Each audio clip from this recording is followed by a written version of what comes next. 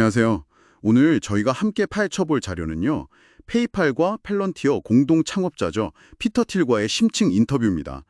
이분 기술 발전이 사실상 멈췄다. 뭐 이런 주장으로 좀 논란의 중심에 섰던 인물이에요. 네, 맞습니다.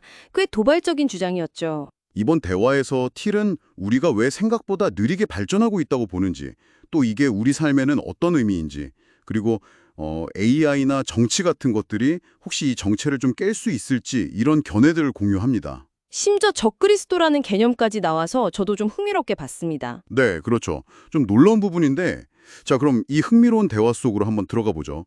피터 틸의 시각에서 우리가 주목해야 할 통찰은 과연 무엇일지 한번 살펴보겠습니다. 좋습니다. 틸의 가장 핵심적인 주장은 바로 기술 정체 가설 이거잖아요. 네, 1970년대 이후로 컴퓨터나 인터넷 같은 뭐랄까 디지털 세상을 빼면 현실 세계의 발전은 거의 멈췄다 이렇게 보는 거죠. 그렇죠. 그 팩투더 퓨처 영화 예시가 참 인상적이었어요. 맞아요. 1985년 사람이 상상한 2015년은 막 날아다니는 차도 있고 그랬는데 실제 2015년은 크게 다르지 않았다는 거. 네. 근데 반대로 지금 아이들이 1985년을 보면 휴대폰 없고 차가 조금 다른 정도? 생각보다 큰 차이가 없다는 거죠. 그만큼 물리적인 세계의 변화 속도가 더뎌졌다는 거군요. 네. 근데 이게 그냥 뭐 흥미로운 관찰에서 그치는 게 아니라 우리 사회의 근간을 흔들 수 있다는 점에서 좀 중요하게 봐야 합니다. 아, 어떤 점에서 그렇죠? 그러니까 우리 세대가 부모 세대보다 더 잘 살 거라는 기대? 이게 당연하지 않게 되는 거거든요. 그렇죠. 성장이 당연시되던 시대는 좀 지난 것 같기도 하고요. 맞아요. 사회 시스템이다 예산 같은 것들이 전부 성장을 전제로 짜여 있는데 성장이 멈추면 이게 다 불안정해질 수밖에 없죠. 틸이 말한 저세율 사회주의 같은 복지 모델도 결국 성장이 없으면 버티기 힘들다는 이야기고요. 그럼 도대체 왜 이렇게 기술 발전이 정체됐다고 보는 걸까요? 틸이 꼽은 원인들이 좀 있었던 것 같은데요? 네, 여러 가지를 이야기하는데요. 우선 사회 전체가 위험을 너무 피하려는 경향이 강해졌다는 점? 아, 위험 회피. 네. 그리고 제도적인 경직성 같은 것도 지적하고요. 물론 미래에 대한 어떤 정당한 걱정들, 예를 들어 환경 파괴나 핵전쟁 같은 두려움도 분명히 영향을 미쳤다고 봅니다. 1970년대쯤부터 성장의 대가, 부작용에 대한 공포가 커지면서 좀 멈추자 이런 분위기가 문화적으로 형성됐다는 거군요. 그렇죠. 그레타 툰베리 같은 환경운동가를 이런 흐름의 어떤 상징처럼 보더라고요. 그 결과가 지금의 정체 상태라는 거고. 근데 이게 그냥 이대로 괜찮은 건 아니라는 거죠. 네, 그게 중요한 지적입니다. 틸은 이런 정체가 단순히 좀 불편한 정도를 넘어서 사회 불안이나 심지어 시스템 붕괴로까지 이어질 수 있다고 경고해요. 지금 상태가 안정적이지 않다는 거죠. 아, 그래서 틸이 정치 쪽에서도 뭔가 돌파구를 찾아보려고 했던 거군요. 2016년에 트럼프를 지지했던 게 좀 의외였는데 네, 그걸 정치 벤처 투자라고 표현했죠? 그러니까 현상 유지를 좀 깨트리고 미국 사회가 뭔가 쇠퇴하고 있다는 문제의식을 좀 공론화하려는 시도였다. 뭐 이런 설명이었죠. 맞습니다. 당시에는 좀 시기상조였을지 몰라도 이제는 많은 사람들이 뭔가 잘못 돌아가고 있다는 걸 느낀다는 평가도 덧붙였고요. 됐고요. 네. 하지만 틸 자신도 포퓰리즘이 진짜 과학기술 발전을 이끌어낼지에 대해서는 좀 회의적이에요. 아, 그래요? 네. 기존 질서를 부수는 것과 뭔가 새로운 걸 건설적으로 만들어내는 건 다른 차원의 문제라고 보는 거죠. 게다가 정치에 직접 관여하는 것 자체가 너무 소모적이고 본인 표현대로는 독성이 너무 강해서 정치인 후원은 이제 안 한다고 딱 선을 긋더라고요. 개인적인 피로감도 커 보이는군요. 그럼 정치 말고 틸이 그래도 좀 희망을 보는 분야는 뭘까요? 역시 AI인가요? 네, 유일하게 큰 진전을 보인 분야로 AI를 꼽긴 합니다. 물론 여기에도 투자를 하고 있지만 기대는 상당히 조심스러워요. 조심스럽다고요? 네.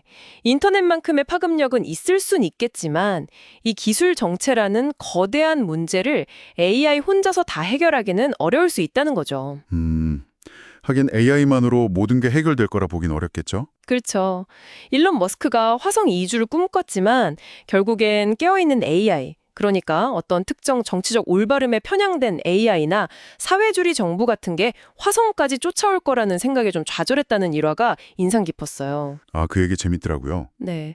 틸은 AI가 뭐 만명통치약처럼 다른 분야 문제들, 예를 들어 치매 치료 같은 것까지 자동으로 다 해결해 줄 거라는 생각은 좀 순진하다고 봐요. 왜 그렇게 생각하죠?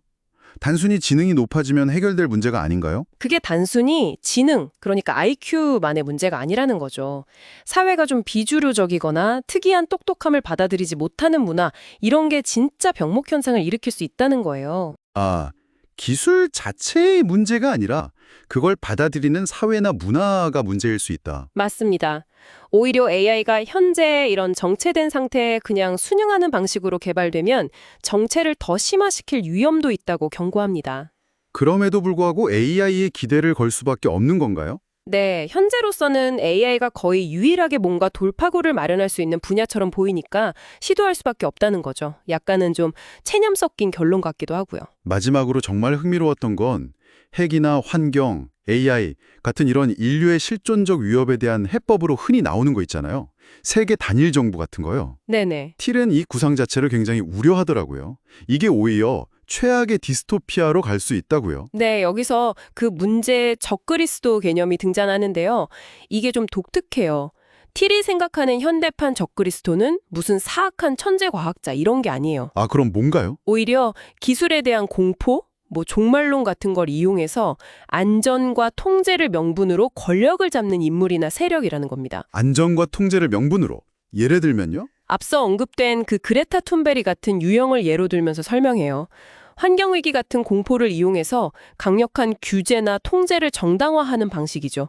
이미 FDA나 원자력 규제 기관 같은 곳들이 전 세계적으로 평화와 안전이라는 이름 아래 혁신을 가로막고 있는 현실을 지적하는 겁니다. 아, 그러니까 기술 자체보다 기술에 대한 공포를 이용하는 통제가 더 위험할 수 있다. 이런 관점이군요. 굉장히 복잡한 시각이네요. 그렇죠. 들어보니 피터 틸은 이 기술 정체라는 거대한 문제 앞에서 정말 복잡한 고민을 하고 있는 것 같아요. 발전을 위해서는 더 많은 위험을 감수해야 한다고 주장하면서도 동시에 그 발전이 가져올 통제 불가능한 위험이나 혹은 그 위험을 막기 위한 과도한 통제, 이 양쪽에서 비롯될 수 있는 디스토피아적 미래를 모두 걱정하는 모습입니다. 네.